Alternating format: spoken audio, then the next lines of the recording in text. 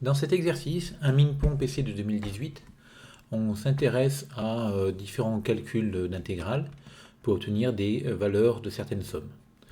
Donc, dans une première question, on nous demande de montrer que la somme des intégrales de x puissance 2n fois 1 moins x est égale à l'intégrale de 0 à 1 de 1 sur 1 plus x. Donc, l'idée ici, on voit tout de suite une somme, une intégrale. Donc, on a envie d'intervertir le signe somme et l'intégrale.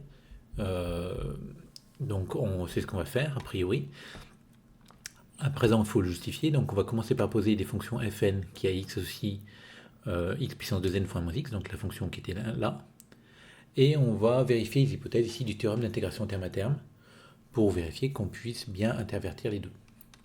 Donc, dans les hypothèses du théorème d'intégration terme à terme, on doit d'abord avoir de la convergence simple. Enfin, d'abord, il n'y a pas vraiment d'ordre, mais donc on vérifie que la somme des fn de x converge simplement sur l'intervalle. Ici, on s'est placé sur 0 à 1 ouvert. Donc pour ça, sur 0 à 1 ouvert, quand on regarde la somme des fn de x, c'est une série géométrique de raison x carré, où x carré appartient à l'intervalle moins 1, 1. Donc ça va être une série qui va être convergente. Et elle converge vers quoi? Vers le premier terme, donc 1 moins x, fois 1 sur 1 moins la raison. Et en utilisant 1 moins x facteur de 1 plus x au dénominateur, on obtient finalement sa fonction 1 sur 1 plus x. Donc ma série des fn converge simplement sur 0,1 vers cette fonction-là, et cette fonction est continue par morceau sur 0,1. Donc on a la première hypothèse, convergence simple vers une fonction continue par morceau. Ensuite, on doit aussi vérifier que les fn sont intégrables. Donc pour tout n dans n, pourquoi est-ce que fn est intégrable sur 0,1? Regardez la tête de la fonction fn. C'est une fonction qui est continue sur l'intervalle 0,1. Elle est immédiatement prolongeable par continuité en 0 et en 1, en posant 0 à chaque fois. Donc elle va être intégrable sur 0,1. Est-ce qu'on est obligé de parler du prolongement par continuité? Je ne suis même pas sûr ici, parce qu'on peut aussi tout simplement la calculer, l'intégrale de la valeur absolue de fn. C'est l'intégrale de fn parce que fn est positive. Et on va casser l'intégrale en deux, en faisant paraître x2n et x2n plus 1. Clairement, ce sont des intégrales qui sont tout à fait classiques ici. Et du coup, il n'y a pas de problème, on tombe finalement sur cette quantité-là, ce qui au passage prouve l'intégrabilité. Donc en tout cas, on a fn qui est intégrable. Enfin, on doit s'intéresser à la série des intégrales de la valeur absolue de fn, donc qui est égale à la série finalement des 1 sur 2n plus 1 facteur 2n plus 2. Et cette quantité-là, elle est équivalente à 1 sur 4n2. Or, la série des 1 sur 4n2 converge, c'est du Riemann, donc par comparaison, la série des intégrales de valeur absolue de fn converge aussi. Encore une fois ici, je parle juste de convergence. Je ne donne pas le signe, mais le signe est évidemment positif parce que ces intégrales-là sont positives. Donc c'est pour ça que j'en parle pas par habitude. On aurait pu éviter soit parler du signe en plus, soit parler d'absolue convergence ici, pour avoir de l'absolue convergence à la fin et donc de la convergence. Je ne suis pas sûr que ce soit nécessaire de parler du signe à ce moment-là, étant donné que c'est un truc qui est complètement classique à ce moment-là. Bon, en tout cas, on a nos trois hypothèses pour le théorème d'intégration terme à terme, donc on peut l'appliquer, et on obtient que notre fonction f, donc la fonction limite 1 sur 1 plus x, est intégrable sur 0,1, mais c'est pas vraiment ce qui m'intéresse, et puis c'est assez clair ici. Et j'obtiens que l'intégrale de 0 à 1 de f de x dx, c'est l'intégrale de la somme, c'est aussi la somme de l'intégrale, et la somme de l'intégrale, c'est ce que je voulais au départ, c'est-à-dire cette quantité-là.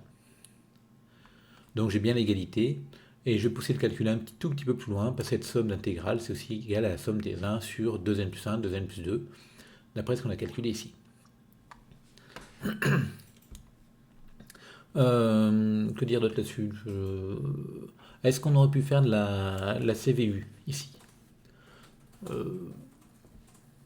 Oui, peut-être, parce qu'on peut se placer sur le segment 0,1 et considérer la série de fonctions. Le problème étant que la CVU ici, il faudra pouvoir la vérifier.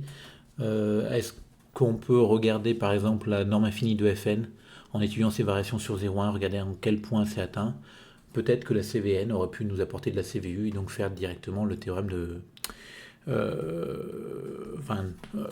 l'interversion série intégrale dans le cas de CVU. À voir, je n'ai pas vérifié.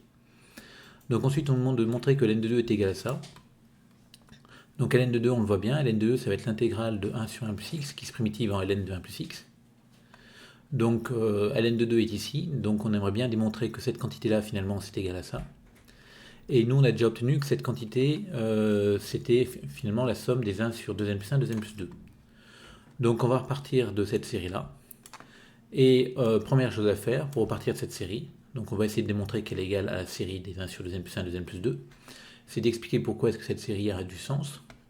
Et elle a du sens parce que c'est une série alternée, avec le 1 sur n qui tend en décroissant vers 0, donc le critère des séries alternées m'assure la convergence.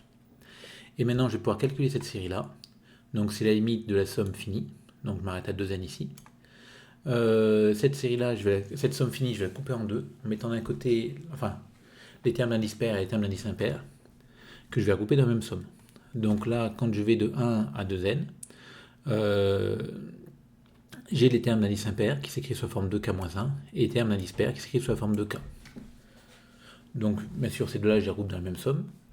Et je me rends compte que finalement, ce moins 1 puissance 2k-1 plus 1, moins 1 puissance 2k plus 1, ça fait un plus ou moins 1. Donc j'obtiens cette quantité-là, que je peux regrouper sous cette forme-là. Bon, décidément, sous cette forme-là. Et je vais changer d'indice pour faire apparaître du 2n plus 1, 2n plus 2. Vous voyez ici que ma somme commence à 0, là elle commence à 1. Et je fais apparaître ce qui me va bien ici. Et cette limite-là, quand n tend vers plus infini, c'est égal à la somme de la série, parce que la série converge. Et donc finalement, on a obtenu que cette série-là, on a dit que c'était la limite de la suite des sommes partielles parce qu'elles convergent. On a séparé indice pair, indice impair, on a changé d'indice, et on est retombé sur une autre suite des sommes partielles d'une série convergente. Donc c'est égal à la somme de cette série. Et cette quantité-là, on a vu que c'est égal à l'intégrale, donc on tombe bien sur notre ln de 2. Bon, c'est quand même quelque chose qui est assez classique ici, quand vous avez une somme avec des moins 1 puissance quelque chose. Séparer les termes d'indice pair et d'indice impair, c'est quelque chose qu'on est souvent amené à faire, ce qui peut amener des réseaux d'écriture complètement différentes du même objet. Ensuite, calculer de deux façons cette nouvelle intégrale, enfin cette nouvelle série d'intégrales. Donc là, on se rend compte que c'est quasiment la même qu'au début. Le moins 1 puissance n, je peux le rentrer à l'intérieur. Et finalement, avec les fonctions que j'avais là, qu'est-ce qui va changer? Ma série géométrique, au lieu d'être de raison x carré, elle sera de raison moins x carré, qui sera toujours compris entre moins 1 et 1. Donc ça va marcher de la même manière. Donc on va la calculer dans le premier temps avec un théorème d'intégration terme à terme. Donc cette fois-ci fn, donc comme je dis, le moins je vais le rentrer à l'intérieur, donc je peux le rentrer dans le x aussi. Donc j'ai convergence simple vers cette fonction-là, qui continue par morceaux. Mes fn sont intégrables toujours parce que le moins 1 puissance n que j'ai mis dedans ne change rien à l'intégrabilité. L'intégrale de la valeur absolue de fn c'est toujours égal à la même chose. Donc bien sûr cette série-là converge encore, vu que c'est la même série en fait. Et le terme d'intégration terme à terme me dit que ma fonction f, qui est ici, va être intégrable sur 0,1, et que la somme de la série des moins 1 puissance n fois x, intégrale de x puissance 2n à moins x, je peux intervertir le signe somme et l'intégrale, et j'obtiens que c'est l'intégrale de f de x, c'est-à-dire l'intégrale de 1 moins x sur 1 plus x2. Cette intégrale-là, qui est une intégrale classique, je la coupe en deux. D'un côté, je mets les 1 sur 1 plus x2, de l'autre côté, le moins x sur 1 plus x2. Là, je reconnais une primitive en arctangente, là, une primitive en logarithme. Et j'obtiens finalement que ça fait pi sur 4 moins ln de 2 sur 2. Donc j'ai calculé cette intégrale de cette manière-là. On peut la calculer autrement maintenant, la somme de la série d'une manière. Et l'autre manière, c'est tout simplement de calculer directement que vaut cette intégrale-là. Et comme dans la première question, elle vaut 1 sur 2n plus 1, 2n plus 2. Et donc finalement, ma série des moins 1 puissance n fois intégrale, c'est la série des moins 1 puissance n sur 2n plus 1, 2n plus 2. Et à la dernière question, on nous demande que vaut la somme de cette série-là.